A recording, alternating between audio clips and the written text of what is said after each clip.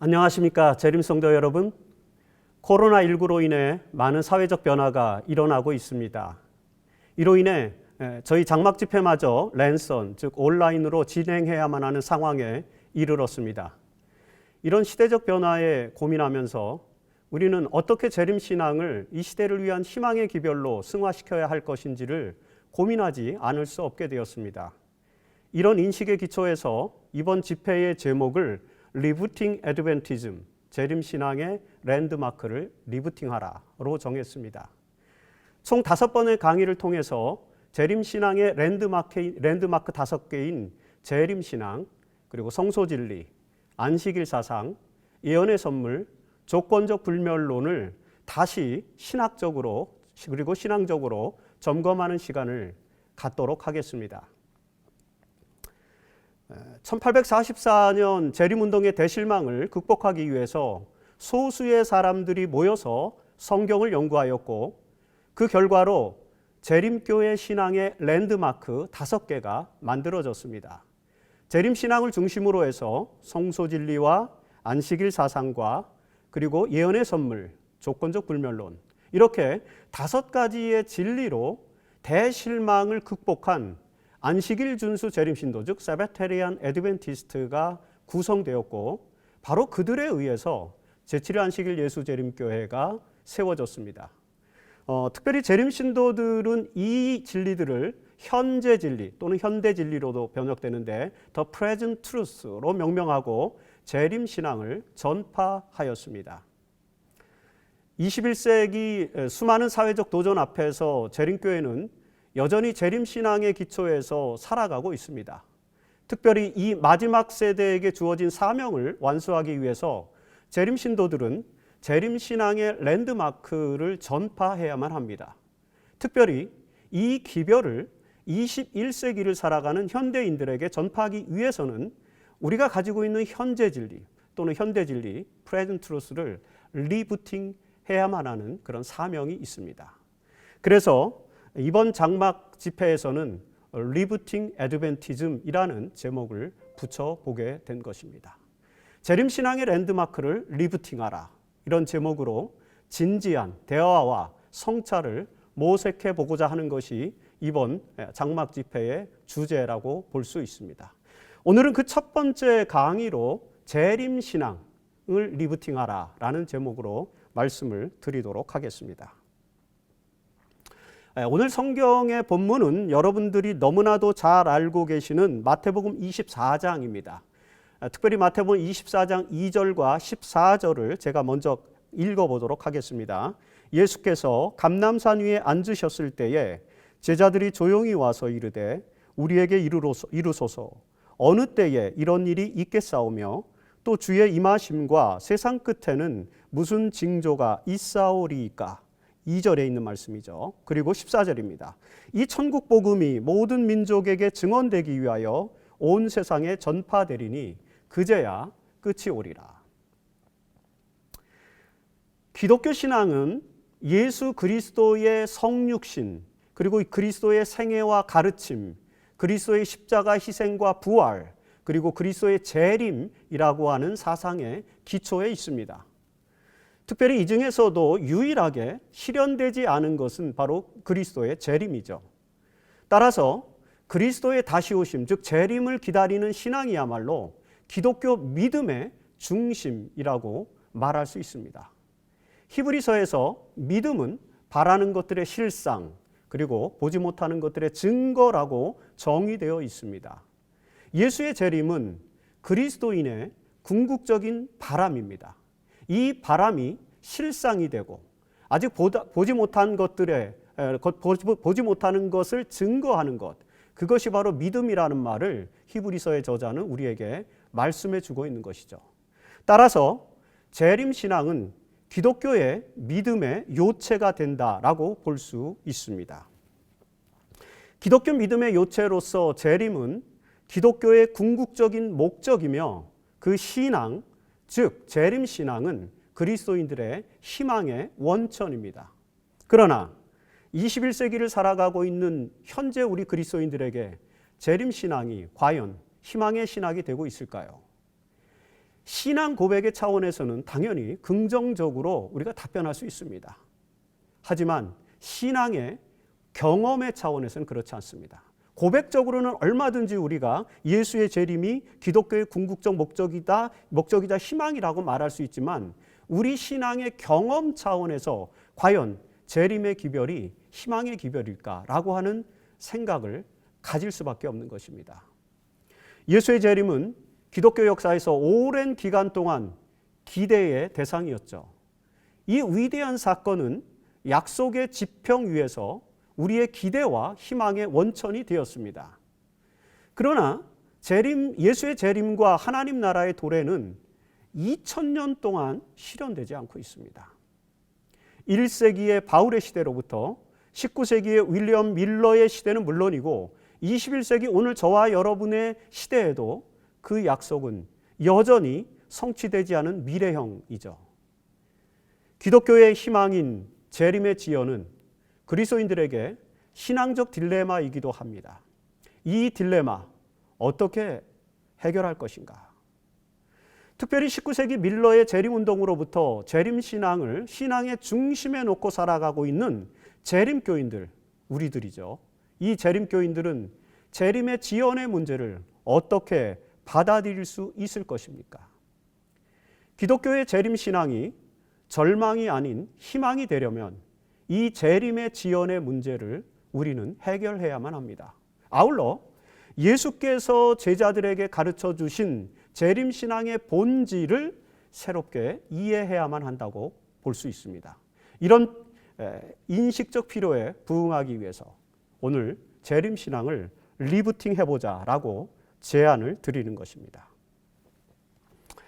재림신앙의 역사에 대해서 간단하게 좀 설명을 드리겠습니다. 예수의 재림에 대한 약속이 신약에 300번 이상 등장한다는 사실은 이미 여러분들이 잘 알고 있습니다. 특별히 바울의 편지서에서도 재림에 대한 약속은 매우 풍성하게 등장합니다.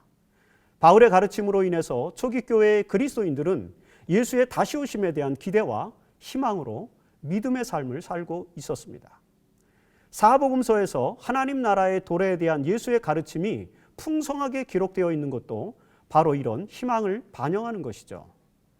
그리고 신약의 맨 마지막 책인 그리고 맨 마지막 기별인 요한계시록에서도 재림에 대한 신앙 고백이 등장합니다. 그러나 이런 기대와 희망에도 불구하고 제자들은 예수의 재림을 경험하지 못했습니다. 그들은 자신이 죽기 전에 예수께서 다시 오실 것이라고 확신하였지만 그 확신이 입증되지는 않았습니다. 특별히 다시 오시겠다는 약속을 기다린 지 70년의 시간이 흘러 한 세기, 1세기가 저물어가고 있었지만 재림의 약속은 성취되지 않았습니다. 요한의 시대입니다. 그렇게 1세기가 가고 또 다른 100년이 지나가고 그랬지만 재림의 약속은 여전히 또 지연됐습니다. 그리스도인들이 예수의 재림에 대한 신앙을 포기한 적은 한 번도 없었습니다. 그렇지만 그럼에도 불구하고 그 재림의 사건은 500년, 1000년, 아니 2000년 동안 계속적으로 지연되고 있는 것이죠. 자, 그리스도인들은 이 재림의 지연의 문제를 어떻게 받아들였을까요? 대부분의 재림 신도들은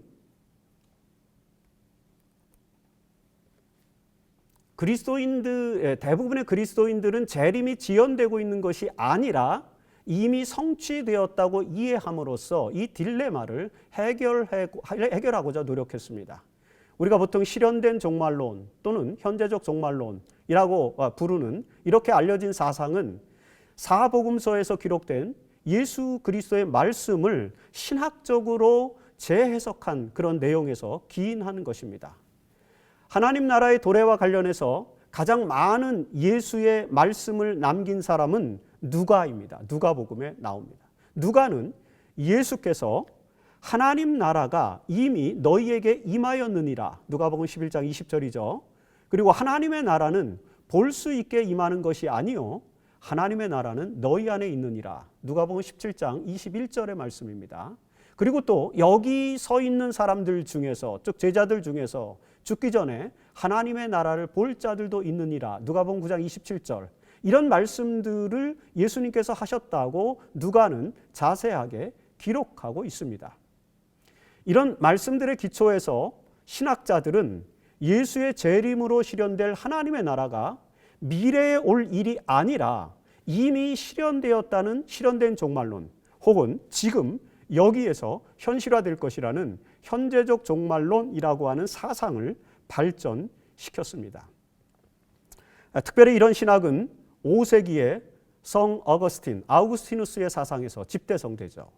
그리고 중세 교회는 1000년 동안 이 아우구스티누스의 현재적 종말론의 기초에서 하나님 나라를 중세 교회의 역사 속에 세우고자 노력을 했습니다.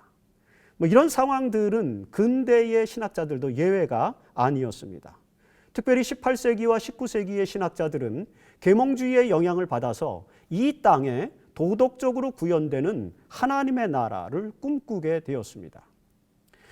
이런 현재적 종말론 사상이 발전하면서 예수의 재림에 대한 신학이 변화되게 됩니다. 즉 하나님 나라가 먼저 도래하여 천년왕국이 전개되고 그 이후에 예수님께서 재림하신다는 사상으로 바뀐 것입니다. 이런 것을 우리는 천년 후 재림주의 또는 후천년주의라고 그렇게 말하는 것입니다.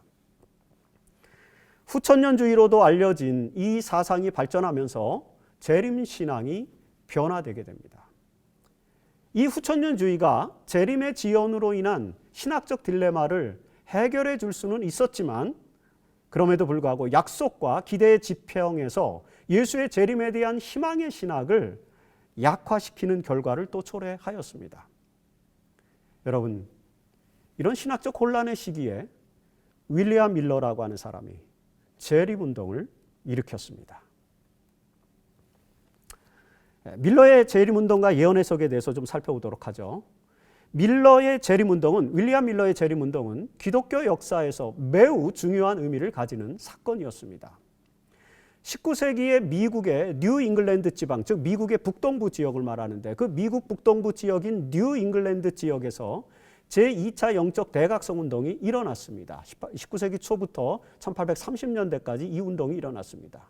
이 영적 대각성 운동으로 인해서 기독교 부흥 운동이 미국 북동부 전역을 휩쓸었습니다. 메인주라든지 그 다음에 뉴햄프셔주, 매사추세츠 그리고 뉴욕주까지 이 지역에 대각성 운동이 일어난 것이죠.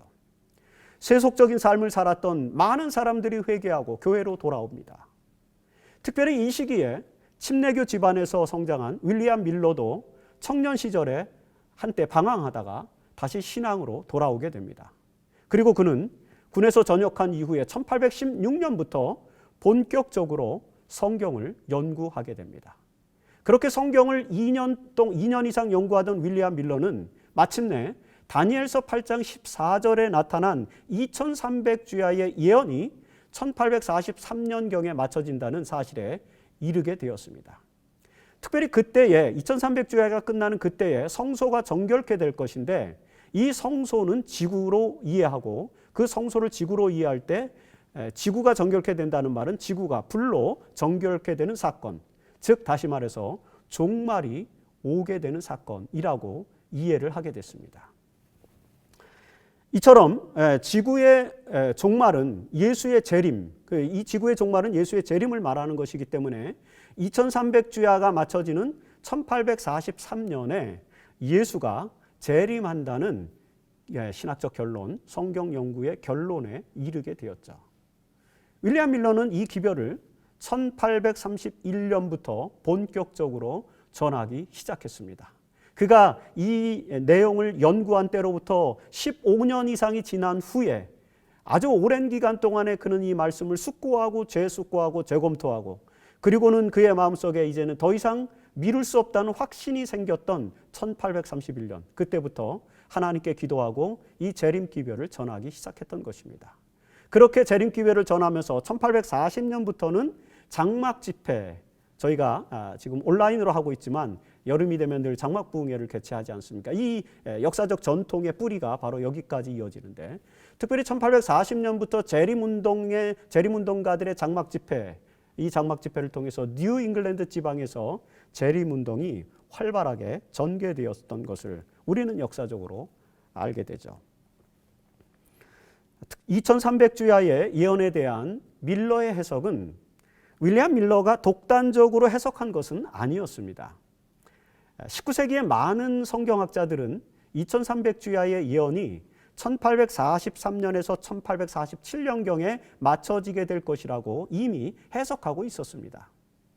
그들은 다니엘서 8장 14절의 예언이 다니엘서 9장의 71회의 예언과 연관된 것을 이미 알고 있었으며, 특별히 다니엘 9장의 71회의 기산점을 계산하는 방법, 예루살렘을 중건하라는 그 기산점이 언제인지를 계산하는 방법도 어느 정도는 알고 있었습니다. 다만 이 당시 19세기의 대부분의 학자들은 2300주야가 맞춰지는 때, 그 때를 예수의 재림의 때로 여기지 않았습니다. 그 이유는 바로 대부분의 학자들이 천년 후 재림주의, 즉 후천년설을 믿고 있었기 때문이었습니다. 이 후천년주의 사상의 기초에서 이 땅에서 천년왕국이 먼저 실현될 것이며 그 후에 예수께서 재림하실 것이라고 신학자들은 믿었습니다. 따라서 그들은 1843년, 이 해는 예수의 재림의 때가 아니라 복천년이, 천년왕국, 복천년이 시작되는 때라고 그렇게 이해를 했던 것입니다. 이런 후천년주의적 이해의 기초에서 미국을 새 예루살렘으로 만들기 위한 강력한 사회개혁운동, 그리고 신앙개혁운동을 전개하였던 것입니다. 그래서 그들은 영적 대각성 운동과 같은 그런 놀라운 신앙운동을 이 시기에 전개하였습니다. 그러나 여러분, 윌리엄 밀러는 천년전 재림주의, 다시 말해서 전천년주의라고 불리우는, 전천년설 또는 전천년주의라고 불리우는 천년전 재림주의의 기초에서 다니엘서를 해석하게 됩니다. 이 이론에 따르면 예수의 재림이 먼저 일어나고 그 후에 하늘에서 천년기가 있게 될 것입니다. 따라서 밀러는 2300주야의 끝에 복천년이 오는 것이 아니라 예수께서 재림하시는 것이다 라고 그 2300주야의 끝을 재림의 때로 이해를 하게 됐습니다. 밀러는 이런 해석의 기초에서 2300주야의 기산점이 기원전 457년이며 그리고 그 후로부터 2300년이 지나는 1843년에 이 예언이 맞춰지게 된다고 결론을 내리게 된 것입니다. 자, 이런 윌리엄 밀러의 재림운동이 어떻게 전개되고 또 어떤 결과를 얻게 되었는지 여러분들은 이미 많은 재림교회 역사를 공부하셔서 어느 정도는 이해를 하고 계십니다. 그 내용을 잠깐 좀 설명드리도록 하겠습니다. 윌리엄 밀러는 자신이 깨달은 기별을 1831년부터 설교하기 시작했다고 제가 말씀드렸죠. 15년, 정확히 16년 정도를 깊이 연구한 후에 완벽한 확신을 가지고 이제 설교하기 시작한 것입니다. 밀러의 기별은 영적 대각성 운동 이후에 미국인들의 신앙 열정에 다시 한번 불을 붙였습니다. 밀러의 재림운동이 전개되는 과정에서 우리는 특별히 주목할 만한 세 가지 내용이 있다는 것을 이해해야만 합니다. 첫 번째는 1839년에 조슈아 하임스라고 하는 사람이 이 운동에 합류한 것입니다.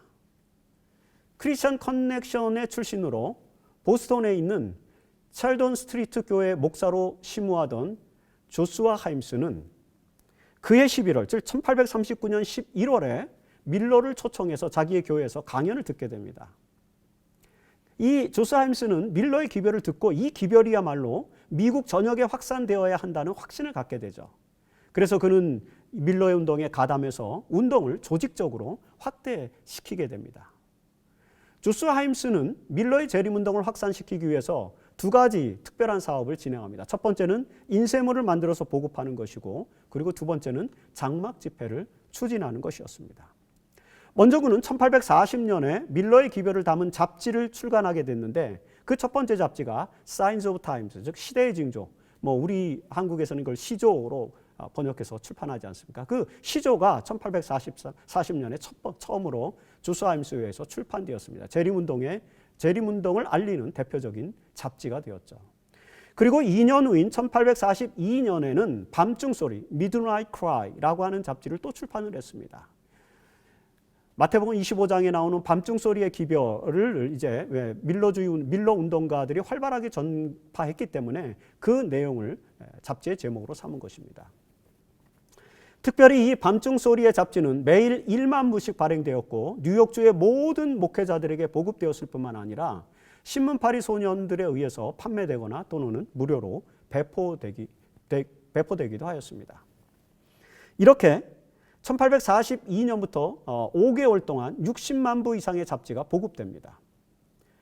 그리고 여러분, 이 잡지 보급과 함께 1840년 10월부터 저 유명한 장막 집회, 캠프 미팅을 개최하게 된 것입니다.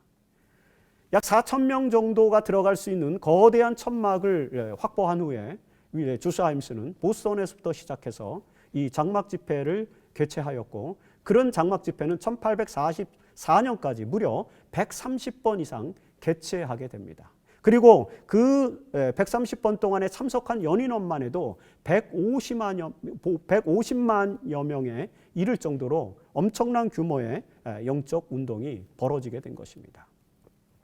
이런 조슈아 하임스의 조직적인 노력으로 밀러의 재림운동은 1830년대 찰스 피니의 영적 대각성 운동 이후 미국에서 가장 거대한 영적 집회를 이끈 그런 운동이 되었다는 것. 이것이 첫 번째로 우리가 윌리엄 밀러의 재림운동에서 기억해야 될 내용이다라고 하는 것입니다. 그리고 두 번째 기억해야 될 것, 그것은 1843년에 찰스 피치라고 하는 설교가에 의해서 둘째 천사의 기별로 알려진 바벨론에서 나오라는 기별이 전파되기 시작한 것입니다. 사실 밀러가 종말의 해로 예언한 1843년이 이르렀을 때에, 그때에 이제 밤중 소리의 보급과 그리고 장막 집회의 활성화로 기성교회들은 재림운동에 대한 반감을 가지기 시작했습니다. 왜냐하면 많은 자기 교회 교인들이 재림운동에 가담해서 장막 집회로 모여들고 교회에 출석하지 않는 것입니다. 그러자 기성교회들은 재림운동에 가담한 신자들을 출교시키는 일을 하기 시작했죠. 이 시기에는 엘렌 하몬과 그의 가족들도 이제 출교가 됩니다. 1843년 9월에 엘렌 하몬의 가족도 감리교회에서 출교되었습니다. 이런 분위기가 고조되자 찰스 피치는 그해 7월에 계시록 18장 1절로 5절에 나타난 기별의 기초에서 내 백성아 바벨론에서 나오라는 설교를 하기 시작합니다. 그는 로마 캐톨릭뿐만 아니라 재림운동을 거절하는 개신교회도 바벨론으로 규정하기 시작합니다. 찰스 피치는 이 기별을 계시록 14장에 나타난 둘째 천사의 기별로 이해합니다. 이렇게 해서 재림 신도들은 밀러가 전한 심판하실 시간을 첫째 천사의 기별로 이해하고, 찰스 피치가 전한 바벨론에서 나오라는 기별을 둘째 천사의 기별과 연관돼서 이해하기 시작했습니다. 이것이 밀러의 재림운동에서 우리가 주목해야 할 두 번째 내용인 것입니다. 그리고 세 번째 내용이 있습니다. 이 세 번째 내용은 1844년 8월부터 전개되기 시작했는데, 우리가 그때 시작된 운동을 제7월 운동, 세븐만스 무브먼트라고 부릅니다. 제7월 운동이 전개됐습니다. 왜 이것이 제7월 운동인지를 여러분들은 어느 정도는 이해하실 것입니다. 1843년이 다가오자 재림 신도들은 밀러에게 2300주야가 맞춰지는 재림의 때가 구체적으로 언제인지를 확인하고 싶어 했습니다. 하지만 여러분, 날짜를 선정하는 일에는 매우 미온적이었습니다. 윌리엄 밀러는. 그랬던 밀러는 재림 신도들이 거듭 그 날짜가 언제인지를 알려달라고 요청하자 그 요청에 부응해서 1843년 춘분일, 3월 21일경이죠. 춘분일로부터 시작해서 1844년 춘분일 사이에 1년 기간이죠. 그 사이에 예언이 성취될 것이라고 가르쳤습니다. 그러나 여러분이 너무나도 잘 아시는 것처럼 1844년 춘분일, 즉 3월 21일이 지났지만 예수의 재림은 성취되지 않았습니다. 이로 인해서 당시의 재림 신도들은 작은 실망을 경험하게 됩니다. 그러나 그해 1844년 8월에 뉴햄프셔주의 엑세터라고 하는 곳에서 장막 집회가 개최되었었는데 그 장막 집회에서 사실 주설교가는 조셉 베이츠였지만 사무엘 스노우라고 하는 사람이 이 제7월 운동에 대한 문제를 연구했다는 내용을 알게 된 조셉 베이츠가 사무엘 스노우를 초청을 하게 되죠. 그래서 사무엘 스노우가 예수님의 재림이 유대력으로 7월 10일인 속죄일, 대속죄일이라고 우리가 보통 부르는 그 속죄일에 성취될 것이라는 사실을 이제 발표를 하게 됩니다. 그 장막 집회에서. 사무엘 스노우는 유대의 절기와 예수의 역사를 표상학적으로 연구를 했습니다. 그 결과 봄에 일어난 절기들, 여러분 아시는 것처럼 유월절, 초실절, 그리고 오순절 같은 그런 봄절기들은 예수님의 초림에 성취되었고, 그 다음에 가을절기들, 나팔절, 그리고 속죄일, 장막절, 이런 가을절기들은 예수님의 재림의 때에 성취될 것이라는 사실을 표상학적으로 깨닫게 되었습니다. 그리고 그 가을절기, 나팔절, 속죄일, 그 다음에 장막절, 초막절 절기 중에서 예수의 재림은 속죄일, 대속죄일과 일치하는 것이라고 이제 성경 연구를 통해서 판단을 하게 됩니다. 유대력으로 7월 10일, 그날이 대속죄일이죠. 이 유대력으로 7월 10일은 양력으로 환산하면 10월 22일에 해당됩니다. 따라서 예수는 2300주야가 맞춰지는 해인 1844년 10월 22일에 재림하실 것이라는 게 사무엘 스노우의 연구 결과였습니다. 당연히 조셉 베이츠와 그 엑세터 장막 집회에 참여했던 많은 재림 신도들은 이 기별을 받아들였습니다. 그들은 이 기별을 밤중 소리의 기별로 명명하고 제7월 운동을 전개하였습니다. 마태복음 25장의 그 혼인잔치의 비유에서 신랑이로다 맞으러 나오라는 이 밤중 소리, 그 기별을 재림운동에 가담했던 사람들 중에서 이제 이 기별을 받아들이는 사람들을 슬기로운 다섯 처녀로 비유하면서 밤중 소리의 기별로 명명하게 된 것입니다. 이 기별을 9월 달에는 조슈아 하임스가 또 수용을 했고요. 10월 달에 가서는 윌리엄 밀러도 결국에는 받아들이게 됩니다. 이렇게 해서 1844년 10월 22일 재림운동이 열정적으로 전개되었던 것입니다. 그러나 그날 예수는 재림하지 않았고, 그리고 재림 신도들은 대실망을 겪게 되었습니다. 재림운동이 실패하자 재림 신도들에 대한 비난이 쇄도하기 시작했습니다. 일반인들은 물론이고 미국 북동부의 각 언론사들도 이 사건을 주목하기 시작합니다. 이들은 모두 재림운동을 시한부 종말론에 기초한 광신주의 운동으로 폄하했습니다. 재림운동을 주도했던 많은 지도자들은 실망하고, 그리고 그들은 실망과 그리고 이제 조롱에 굉장히 깊은 그런 좌절을 경험하게 됩니다. 주변 사람들로부터 많은 조롱과 모욕을 경험하였습니다. 헨리 에몬스라든지 하이람 에드슨, 그리고 조셉 베이츠 같은 사람들은 그 당시 그들이 겪었던 조롱과 모욕의 고통을 기록으로 남기기도 했습니다. 여러분, 이 대실망으로 인해서 엘렌 하몬도 교회를 떠나고자 했던 사실을 기억할 필요가 있습니다. 그의 가족들이 다 재림신앙을 포기하려고 했었습니다. 이런 사회적이고 종교적인 편견은 쉽게 사라지지 않았습니다. 20세기 들어서도 서구에서 살고 있는 대부분의 사람들은 이 시기의 재림운동을 시한부 종말론으로 여깁니다. 그리고 그 운동의 결과로 탄생한 제7의 안식일 예수 재림교인들에게도 시한부 종말론자라고 하는 그런 오명을 씌우는 것, 우리는 종종 경험을 하게 됩니다. 그러나 여러분, 재림운동은 결코 대실망으로 끝난 것이 아니었습니다.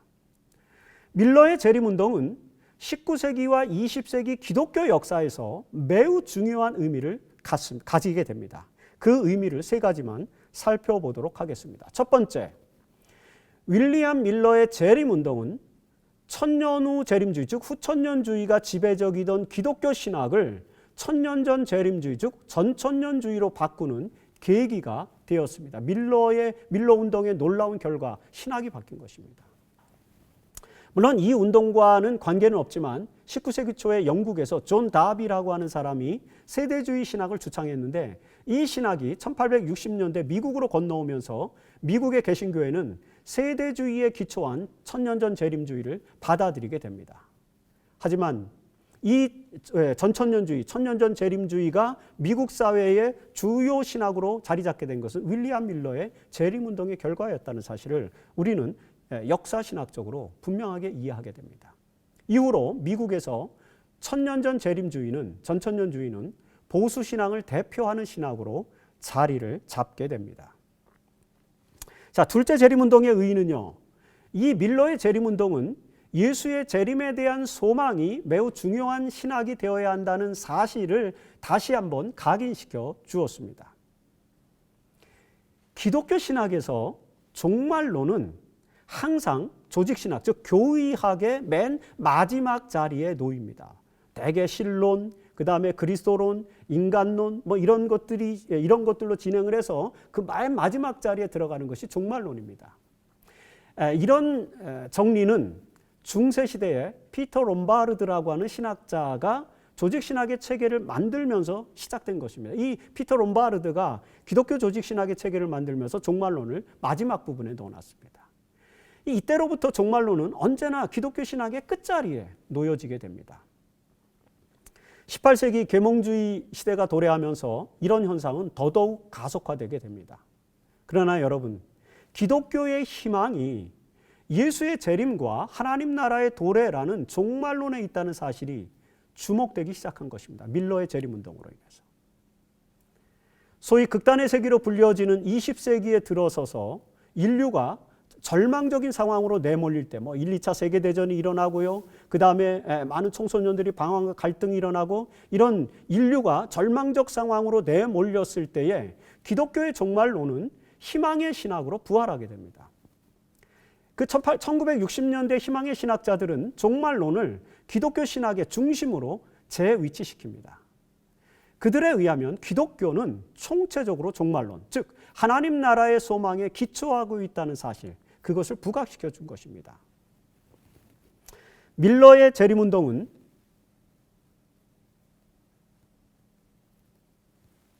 기독교 종말론, 이 기독교 종말론을 신학의 중심이 되도록 하는 그런 역사적 계기가 되었다는 점에서 두 번째 그 운동에 역사적 의의가 있다라고 이렇게 정리를 해볼 수 있습니다. 그리고 세 번째 의의입니다. 밀러의 재림운동은 재림교회가 태동하게 되는 계기가 되었다는 것이 세 번째 의의라고 볼 수 있겠죠. 실망한 많은 재림 신도들이 교회를 떠났습니다. 그리고 주류의 재림 신도들은 1845년 초에 조슈아 하임스의 지도 아래 알바니 총회로 모였고 그들은 복음주의 재림교회라고 하는 교회를 만들었습니다. 하지만 그들은 대실망의 원인을 극복하지 못하고 더 이상 영향력을 갖지 못한 채 계속 축소되게 됩니다. 하지만 여러분, 그들 중에 아주 적은 무리가 또 있었습니다.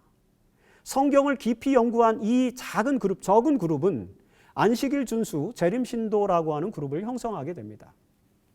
그들은 나중에 제7일 안식일 예수재림교회라고 하는 교회를 설립하게 되죠.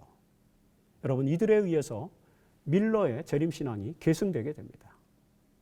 이 사베테리안 애드벤티스트, 안식일 준수 재림신도들은 재림신앙을 희망의 신학으로 만들기 위해서 많은 노력을 기울이게 됩니다. 그 결과로 오늘날 재림교회는 세계적인 교회가 되었습니다. 그래서 여러분, 밀러의 재림운동의 가장 큰 의의자 세 번째 의의는 아마도 이 재림교회가 역사적으로 출현해서 오늘 마지막 남은 무리로서 하나님의 기별을 이끌어가고 있다는 점, 바로 그것이 세 번째 의의가 아닐까 이렇게 생각을 해봅니다. 네, 지금까지 우리는 19세기 미국에서 윌리엄 밀러에 의해서 전개된 재림운동에서 시작된 재림신앙의 역사를 살펴보았습니다. 매우 간략하게 살펴보았습니다. 그리고 재림교회가 바로 이 운동의 뿌리인 재림신앙을 계승했다는 사실을 알게 되었습니다. 여러분, 단지 재림교인들은 재림신앙을 계승했던 것일 뿐만 아니라 그 신앙을 이 시대의 희망의 신학으로 만들기 위해서 노력해 왔습니다. 그리고 여전히 우리는 그렇게 해야 할 사명과 책임을 가지고 사는 사람들입니다. 그러나 1844년 대실망 이후에 지금까지 약 180년 정도의 시간이 지나고 있는 이 시대, 21세기에 우리가 가지고 있는 이 재림신앙은 여전히 희망의 신학이 되고 있습니까? 신학적으로 진지하게 성찰해 볼 때 이 물음에 우리가 정말로 긍정적인 대답을 하기는 쉽지 않을 것이라는 것을 우리는 동의합니다. 그렇다면 그 이유는 무엇일까요? 그 이유에 대해서 우리가 살펴봐야 합니다. 재림교인들은 윌리엄 밀러가 잘못 해석한 부분, 즉 1844년 10월 22일이 예수의 재림의 때가 아니라 하늘 성소가 정결케 되는 해였다. 이건 이제 다음 강의에서 저희가 자세하게 공부를 하게 됩니다. 이런 밀러가 잘못 해석한 부분을 바로잡고 재림신앙을 희망의 신학으로 계승하게 됩니다. 방금 말씀드린 것처럼 특별히 2300주야의 끝에 이루어지게 될 성소의 정결이 지구의 정결이 아니라 하늘 성소의 정결이라는 사실을 깨달으면서 밀러주의 재림운동의 실패를 극복하고 새로운 재림운동을 전개할 수 있었습니다. 그러나 다니엘 8장 14절의 해석을 재해석하는 데는 성공했지만 재림신앙을 희망의 신학으로 재해석하는 것은 여전히 미완의 과제로 남아있는 것 같습니다. 밀러주의자들은 재림운동을 강력하게 설명하기 위해서 수많은 종말의 징조들을 제시하였습니다. 19세기의 사람들은 그런 징조들에 대한 설명을 들으면서 예수의 재림이 임박했다는 사실을 또한 깨달았습니다. 그러나 이런 징조들에도 불구하고 예수는 재림하지 않았죠. 그렇다면 밀러주의자들이 제시했던 재림의 징조와 관련한 재해석 어느 정도는 필요하지 않겠습니까? 그럼에도 불구하고 재림교인들은 재림의 징조와 관련된 내용들을 적극적으로 재해석하지는 않습니다. 그 결과 여전히 재림의 징조와 시한부 종말론적 신앙이 사라지지 않고 있습니다. 지금도 여전히 많은 재림교인들의 신앙의식 속에는 재림의 징조에 대한 두려움과 재림의 날짜에 대한 기대감이 혼재한 재림신앙이 남아 있습니다. 이런 재림신앙은 자칫 현대인들의 신앙의 딜레마가 되기도 하곤 한 것입니다. 이 재림신앙의 딜레마를 해결하기 위해서는 재림신앙을 리부팅할 필요가 있는 것입니다. 그렇다면 우리는 어떻게 재림신앙을 리부팅할 수 있을까요? 재림신앙을 리부팅하기 위해서는 마태복음 24장을 재해석해야 합니다. 흔히 재림의 징조로 제시되는 마태복음 24장의 내용은 사실 우리가 희망의 신학으로 그걸 다시 읽어볼 필요가 있습니다. 기존의 재림신앙에서 마태복음 24장은 재림의 징조를 강조하는 부분으로 대부분 읽혀집니다. 따라서 이 부분을 설교하다 보면 늘 전쟁 이야기, 기근, 지진, 범죄의 통계 그런 것들이 나열되곤 하죠. 재림의 징조와 관련된 설교는 항상 무섭고 두려운 느낌으로 다가오게 됩니다. 그래서 재림의 징조에 대한 기별만 가지고 재림신앙을 강조하면 그것은 파괴적 종말론이 될 수밖에 없습니다. 우리가 보통 카타스트로피컬 이스카톨로지라고 부르는 것입니다. 파괴적 종말론을 대표하는 것입니다. 기독교의 종말론이 희망의 신학이 되지 못하는 이유가 바로 여기 있다고도 볼 수 있습니다. 그러나 여러분, 예수 그리스도는 마태복음 24장에서 이런 카타스트로피컬 이스카톨로지, 파괴적인 종말론을 설명하지 않으십니다. 이 마태복음 24장에 나타난 예수의 가르침을 잘 분석해 보면 재림신앙은 희망의 신학이라는 사실을 우리는 금방 알 수 있습니다. 이런 기본적인 인식의 전제 아래서 마태복음 24장을 다시 읽어보십시오. 리부팅해 보십시오. 마지막 때에 일어날 일들에 대한 제자들의 질문에 예수님께서 이렇게 답변하십니다. 여기저기에서 전쟁의 소문을 들을 것이다. 6절입니다. 그러나 아직 끝은 아니다. 6절입니다. 여기저기에서 기근과 지진이 있을 것이다. 그러나 이 모든 일은 고난의 시작일 뿐이다. 7절이죠. 불법이 성하여 많은 사람의 사랑이 식을 것이다. 그러나 끝까지 견디는 사람은 구원을 얻을 것이다. 13절에 있는 말씀입니다. 그리고는 예수님께서 14절에 희망의 신학을 이렇게 말씀하십니다. 하늘나라의 복음이 온 세상에 전파될 것인데 그때야 끝이 올 것이다. 여러분, 예수는 제자들의 질문의 배경을 잘 알고 있었습니다. 종말의 때와 관련해서 제자들은 유대인들의 종교적 이해를 공유하고 있었습니다. 그 유대인들은 종말의 때가 되면 전쟁, 기근, 자연재해 등이 심해질 것이라고 여기고 있었습니다. 그런 것들이 여호와의 날의 징조라고 종교 지도자들은 가르쳤습니다. 이런 파괴적 종말론은 후기 유대 묵시문학의 특징입니다. 신구약 중간 시기 동안에 풍성하게 만들어졌던 많은 외경서들의 특징이 바로 이런 파괴적 종말론을 가지고 있습니다. 제자들도 아마 그런 의식을 가지고 있었겠죠. 하지만 예수님은 이런 이해를 바로잡아 주십니다. 예수의 말씀은 그런 것들이 고난과 두려움의 시작인 것은 틀림없지만 그런 것만으로 종말이 오지 않는다라고 가르치는 것입니다. 그리고 예수님께서는 이런 놀라운 말씀을 주시죠. 세상의 끝은 하늘나라의 복음과 관련된 것이다. 다시 말해서 종말은 복음이라는 것입니다. 하나님 나라에 대한 복음이 전파되어야만 끝이 올 것이다 라는 이런 예수의 가르침은 희망의 종말론을 대표합니다.